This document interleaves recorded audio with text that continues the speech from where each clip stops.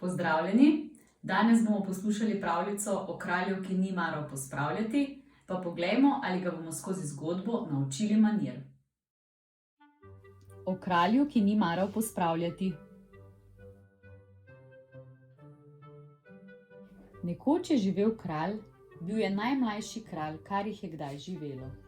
Imel je posebno majhno krono, saj bi mu navadna zdrsnila z glavice na ramena. Nisi še znal sam zapeti gumbo in zavezati vezalk, pa je že bil kralj. Čeprav ni imel kaj posebno razvitih mišic, je imel tako moč, kot jo imajo kralji. In svoje moči se je zavedal. Vsi so ga morali ubogati.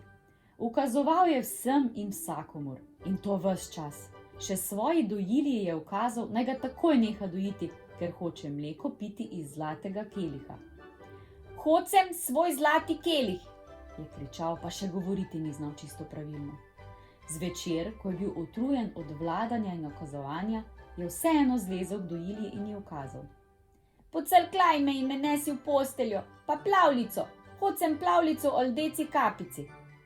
Kakor okažete, je zavzdihnila dojilja, utrujena od večnih zahtev. To ni noben kralj, so se jezile gospodinje. Kakšen svinjak pusti za sabo, je vihala nos sobarica. Ves dan in vso noč pospravljam igrače. Kdaj bom pa pobrisala prah in pomila stopnice? Mali kralj je res puščal za sabo pravo razdejanje. Kot bi v gradu imeli vihar. Kadar je jedel, je hrana letela po tleh. Včasih jo je metal kar tako, za zabavo. Pri igri je iz omar in predalov zmetal vse igrače. To je bilo ogromno igrač. Saj veste, kralji imajo lahko kar hočejo.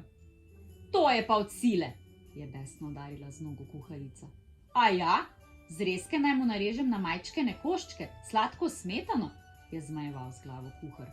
Za povrhu pa hoče še celo kopalno kad stepene sladke smetane, da bo čofotal v njej, je skoraj zajokala kuharica. Joj, kakšna bo kopalnica, je smrknila utrujena sobarica. Naledite takoj, hocem smetanco, je kričal kralj in cepetal z nogami. Tako je bilo dan za dnem. Vsi so bili kralja siti do grla in še malo čez. Dovolj, so sklenili in se uprli malemu tiranu. Ne dovolim, je roknil kralj. Ne bomo več pospravljali takega neznosnega nereda in vseh packarij, ki jih puščate za sabo. Plav, boste slipa v jeco, kar takoj vas bom zaklenil. In res je kralj vse podložnike in služabnike zaklenil v grajsko ječo. Zelo tesno je, ko nas je toliko v ječi, ampak vsaj malo se bomo spočili, so ugotavljali. Zdaj vidite, kaj se zgodi, če me ne ubogate. Jaz sem kralj. Kralj, ja, kralj pa ni nikoli tak, so se norčevali iz njega. Boste zdaj videli, je zagrozil kralj in ključ od ječe vrgel skozi okno. Zdaj se je kralj šele zabaval. Razmetal je 500 soban, 3 kuhinje, veliko in malo jedilnico, skakal po posteljah, prevračal lončnice, se polival z vodo in risal s peno za britje, packal z marmelado po stenah. Supel je, supel, je užival kralj in njegov maček je menil enako. Zdaj sem pa otlujen, spat hocem, dojilja, se je drl. Nič, dojilja ni prišla.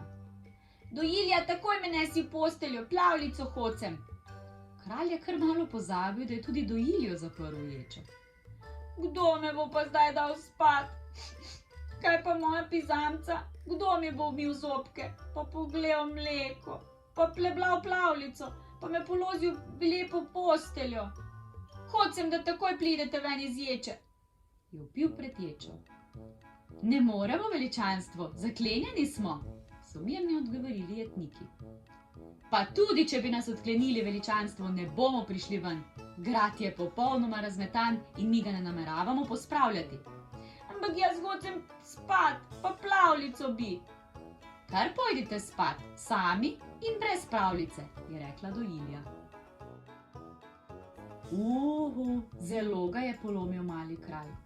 Šele zdaj je to ugotovil. A me ne bo noben pocrkljal, je zašepetal. Služabniki so zmajali z glavo. Se vam pomagam pospraviti, me boste potem crkljali? A nismo mi razmetali. Pa jaz ne morem vse posplaviti. Potem pa ne smete toliko razmetavati. Saj ne bom več, les ne. Posplavil bom, mi lahko pomagate, prosim, je dodal kralj še čarobno besedico. Prav, odklenite nas, pa vam bomo tokrat pomagali, vendar bo to zadnjič, da pospravljamo packarijo za vami. Velja? Velja, je potrdil kralj in hitro poiskal ključ. Kralj je držal besedo. Odslej ni nikoli razmetal več, kot je lahko sam pospravil. Rad je imel crkljanje in pravljice in tega za nič na svetu ne bi mogel pogrešati. Verjetno je še danes tako, če seveda ni že odrasel.